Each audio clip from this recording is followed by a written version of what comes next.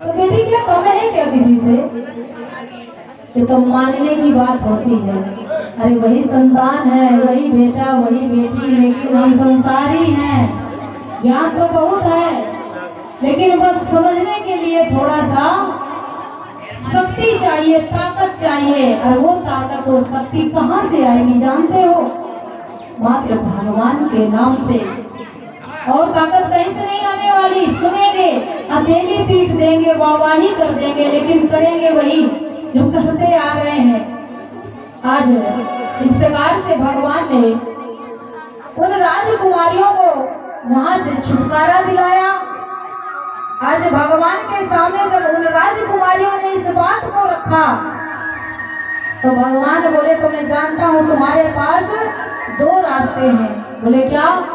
बोले पहला रास्ता तो ये है कि तो तुम कुएं में सबकी सब कूद करके अपने प्राणों का त्याग कर दो, और दूसरा ये है कि गलत रास्ते में चली जाओ। तीसरा रास्ता तो तुम्हारे पास मुझे दिखाई नहीं दे रहा है।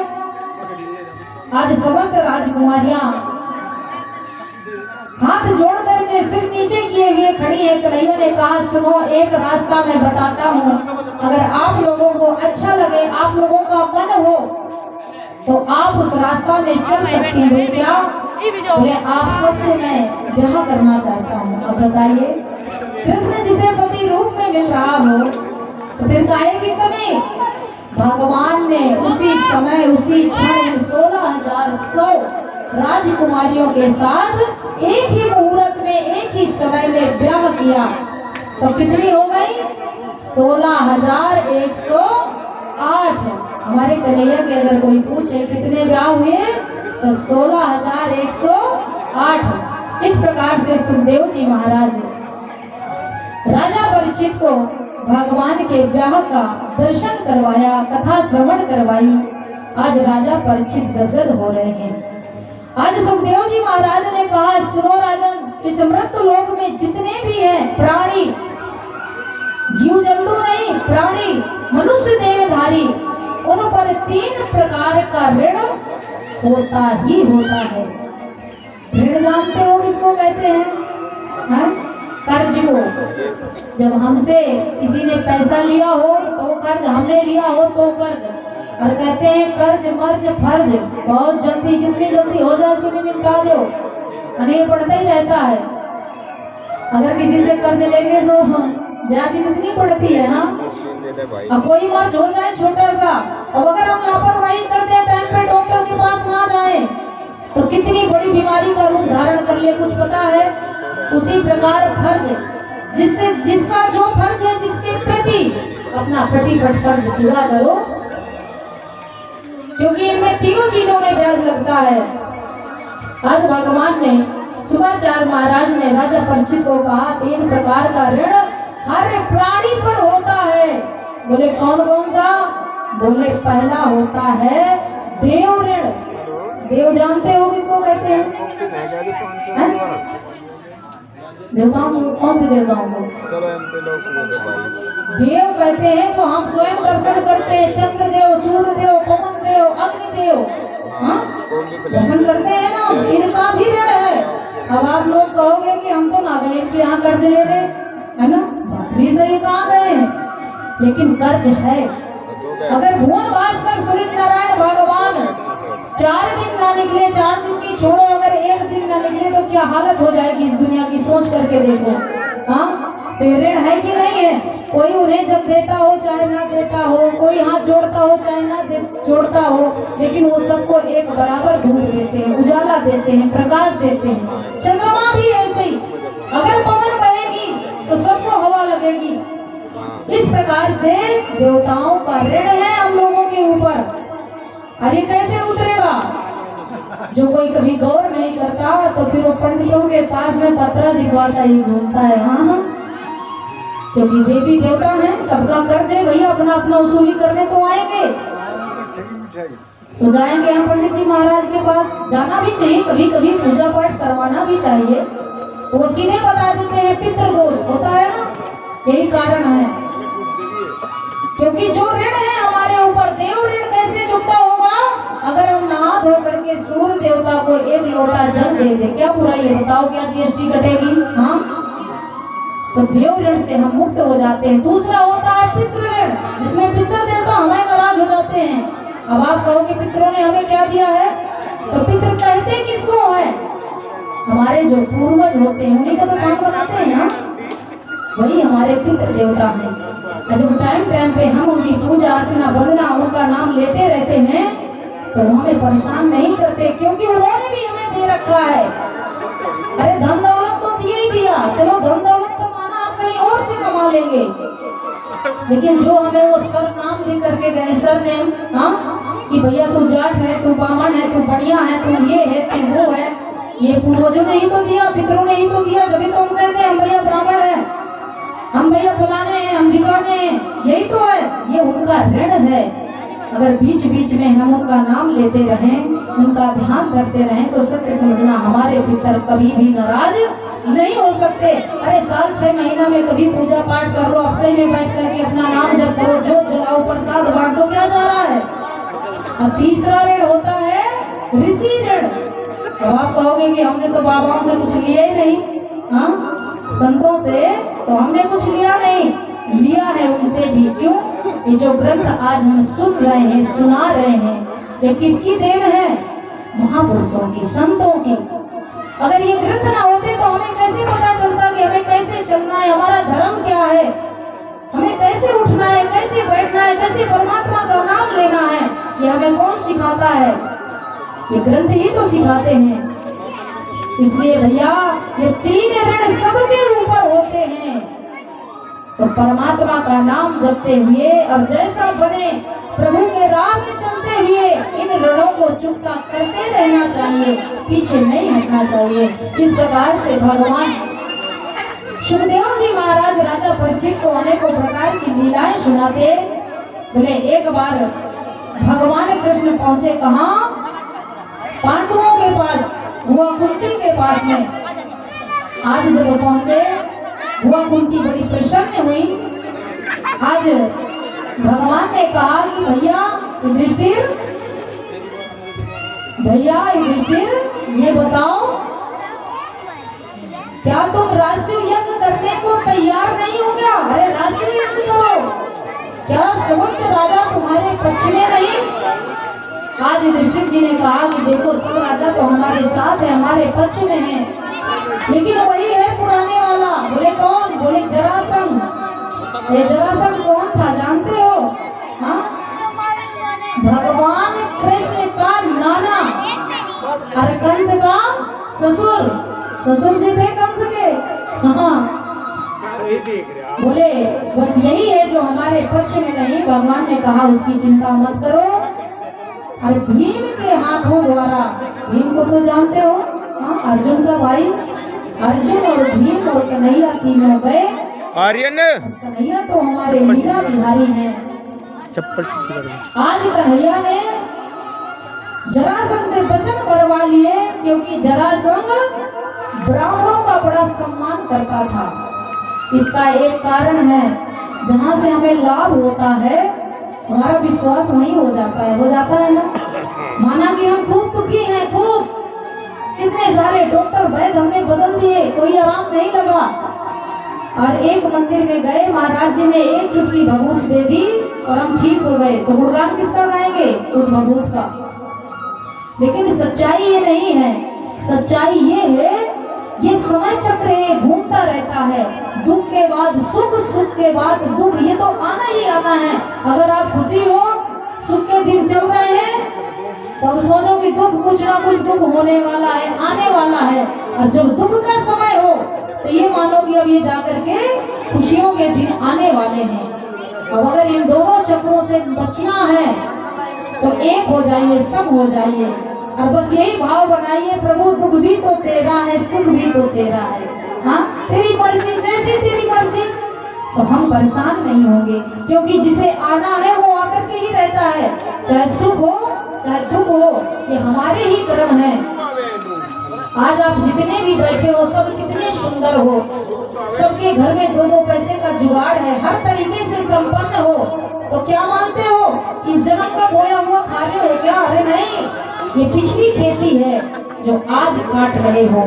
उदाहरण के लिए समझाऊं, गेहूं बो रखा है आप लोगों ने, खेतों में बो रखा है ना, अभी कट के आया नहीं है, और कब बोया था? कई महीना पहले, और कब तक नहीं आएगा? कम से कम ये प्रक्रिया होते होते 5-6 महीने का समय लगता है जब ना जाता है घर में। इतने हम कौन सी फसल को खाते हैं? पुरानी रखी है। कितना इंतजार करते हैं नई फसल का। वैसे ही है आज यहाँ हम जितने बैठे हैं, सुंदर शरीर है, सुंदर दिमाग है, या हम पागल हैं, हम मूर्ख हैं, हमारे देह में कई प्रकार की बीमारियां हैं, हम बहरे हैं, हमारी आंखों में दिखाई नहीं देता। ये पिछली खेती है, अब की खेती नहीं है।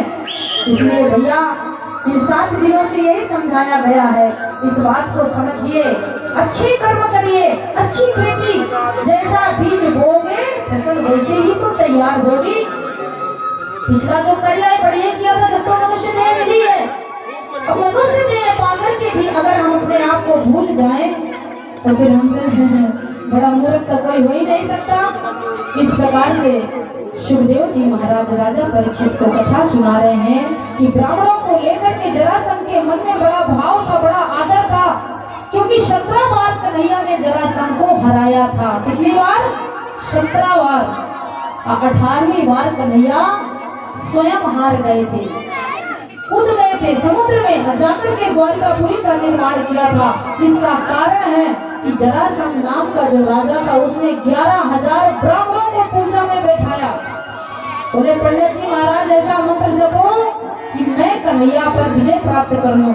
आज समस्त ब्राह्मण, क्योंकि भगवान ब्राह्मण, संत, गौ, कन्या, गंगा, इनका बड़ा मान रखते हैं।